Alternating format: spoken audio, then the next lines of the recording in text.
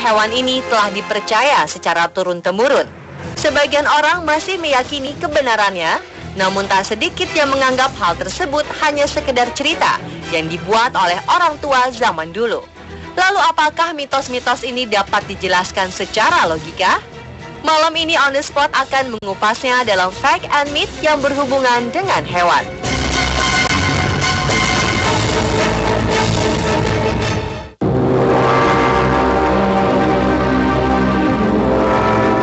Jika bangun siang, maka rezekinya akan dipatok ayam.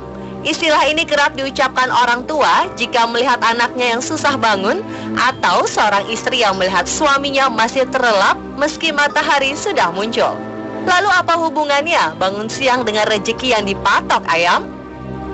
Faktanya bangun siang dan rezeki yang dipatok ayam tak ada hubungannya sama sekali. Istilah ini hanyalah perumpamaan untuk mengingatkan jika seseorang bangun siang, maka ia akan kalah cepat dengan orang lain yang sudah bangun lebih pagi. Sebab saat orang tersebut masih tidur, orang lain sudah bekerja atau melakukan berbagai aktivitas. Misalnya, jika pemilik usaha atau pemilik toko belum membuka tokonya di pagi hari, toko tersebut akan berpotensi kehilangan pelanggan karena ia akan mencari toko lain yang sudah buka. Jadi sebenarnya bukan dipatok ayam, melainkan dipatok orang lain yang lebih rajin.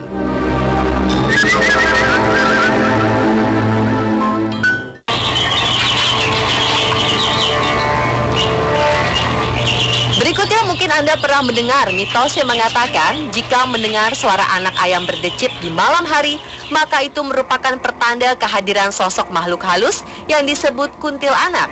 Hingga sekarang masih ada yang mempercayai mitos ini, terutama di wilayah Pulau Jawa, Sumatera, dan beberapa daerah di Kalimantan. Beberapa orang percaya dan pernah mengalaminya, mengatakan jika suara anak ayam itu tiba-tiba muncul di tengah malam, padahal di sekitar rumah mereka tak ada yang memelihara ayam atau anak ayam. Dan bersamaan setelah suara anak ayam yang berdecit ini terdengar, mereka mengaku melihat sosok yang mirip kuntilanak. Hal ini memang tidak bisa dijelaskan secara logika. Namun faktanya, dalam kepercayaan beberapa agama, diakui adanya makhluk gaib seperti jin. Mereka bisa menyerupai bentuk manusia atau hewan, termasuk menyerupai suara manusia atau hewan. Meski demikian, sama halnya seperti manusia, makhluk gaib seperti jin adalah makhluk ciptaan Tuhan yang sebaiknya tidak perlu ditakuti secara berlebihan.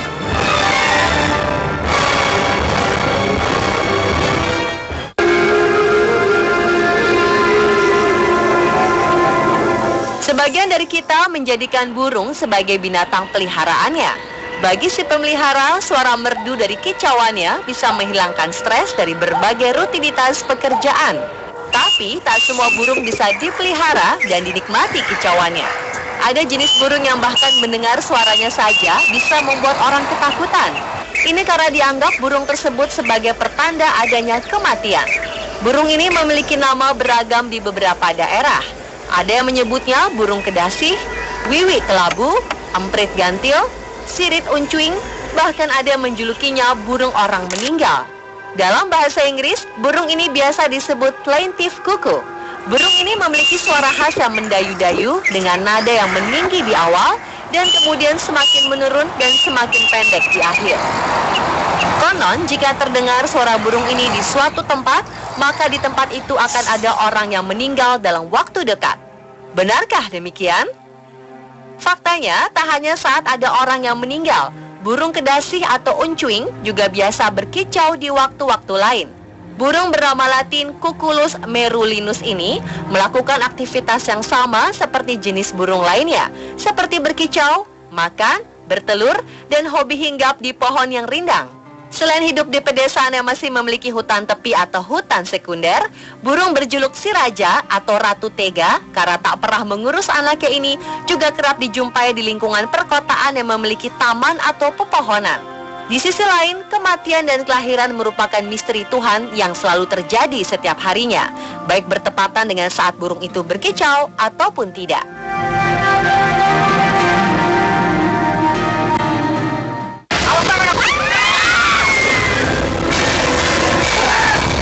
Mitos mengenai kucing juga sering kita dengar dalam kehidupan sehari-hari.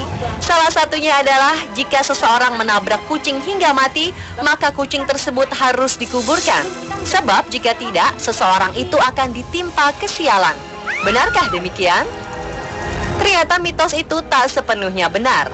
Faktanya, secara psikologis, seseorang yang telah menabrak kucing biasanya dihantui oleh perasaan bersalah yang dalam.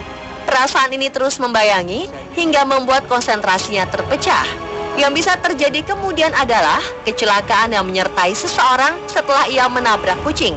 Secara logika, seseorang yang mengendarai kendaraan dalam kondisi yang tidak tenang memiliki resiko kecelakaan yang lebih tinggi dibanding orang yang berkendara dalam keadaan tenang.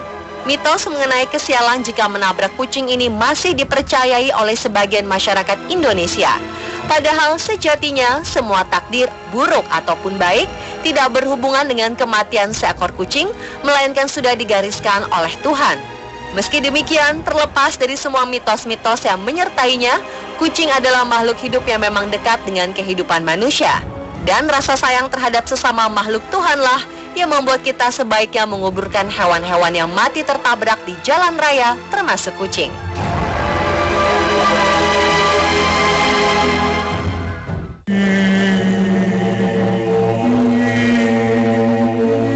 Berikutnya, benarkah jika ada kupu-kupu datang ke rumah, maka itu pertanda akan ada tamu yang datang ke rumah?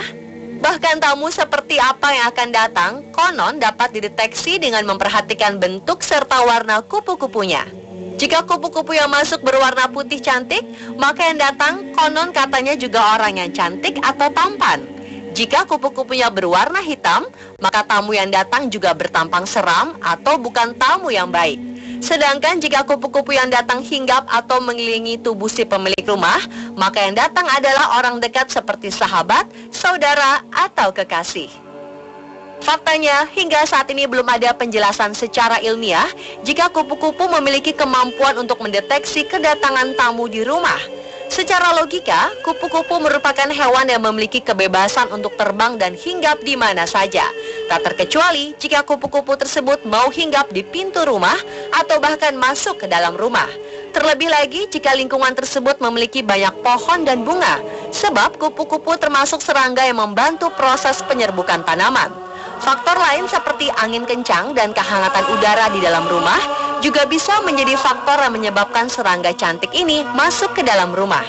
Jadi dapat dikatakan kupu-kupu dan tamu tidak ada kaitannya ya.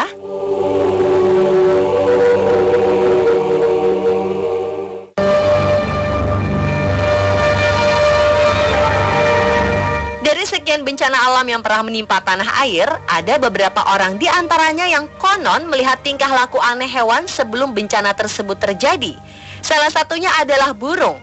Menurut kabar, jika ada kumpulan burung di atas laut dan terbang rendah menuju jauh ke daratan, bahkan hingga melewati pemukiman dan pantai, maka ini merupakan pertanda akan terjadi bencana alam berupa gempa atau gelombang laut yang sangat besar. Selain burung, hewan-hewan lain seperti kucing, tikus, atau anjing kerap berperilaku tidak seperti biasanya jika akan terjadi bencana alam. Benarkah bencana alam dapat dideteksi oleh hewan? Faktanya memang benar. Sebab sebagian besar hewan memiliki kemampuan sensor yang lebih tajam dari manusia, termasuk mendeteksi suara atau getaran bumi. Bahkan beberapa hewan dapat merasakan keganjilan yang terjadi pada alam beberapa hari sebelum bencana alam terjadi.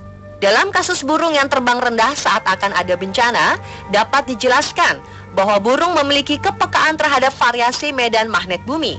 Beberapa saat menjelang bencana alam seperti gempa bumi, medan magnet bumi mengalami getaran dan perubahan, sehingga mengganggu kemampuan navigasi burung. Ion-ion pada burung keluar sehingga dapat mengganggu perambatan gelombang elektrik atau neurotransmitter dalam otak burung.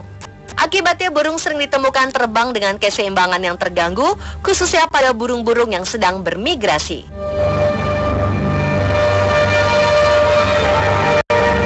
Dan pemirsa, itulah beberapa fakta dan mitos mengenai hewan versi On The Spot.